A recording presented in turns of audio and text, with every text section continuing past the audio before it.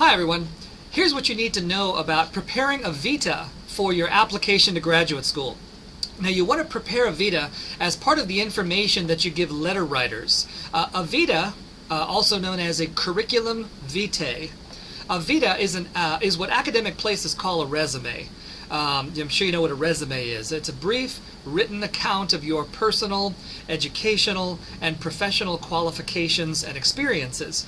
You will need a Vita when applying to graduate school for two purposes. First of all, you want to give a copy of your Vita to writers of your letters of recommendation. So create a Vita before you ask them to write you letters, and then include this Vita as part of the package of information you give them about yourself. Secondly, you want to be able to hand out your Vita when you visit graduate programs, when you interview at a school, or when opportunities present themselves. You want to be able to quickly hand a paper Vita to influential people, much like you'd hand out your business card at a job interview. Vitae, which is the plural of Vita, Vitae serve to summarize the kinds of information that you want to be emphasized in your letters of recommendation, or things that you want important people to know about you, details that they should know about you and remember about you.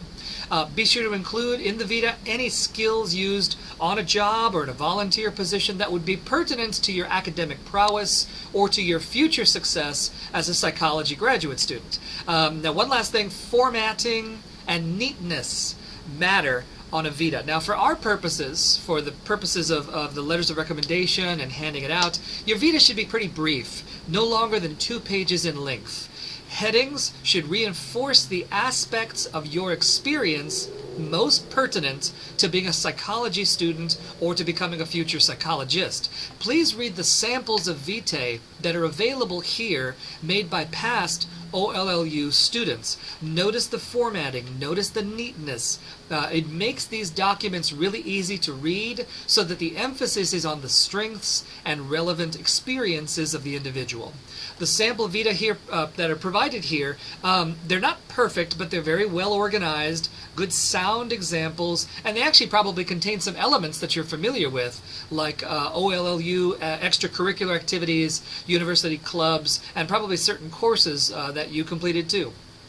So in summary, here's what you need to know about preparing a Vita for the application to graduate school. Remember, number 1, create a Vita, because you're going to need one to give to writers of your letters of recommendation and to other important people that you meet along the way. It's like your business card that you hand out. And number 2, read the sample Vita on this page. You'll definitely find them to be helpful starting points for how yours should look. Thanks for listening. I'll talk to you again real soon.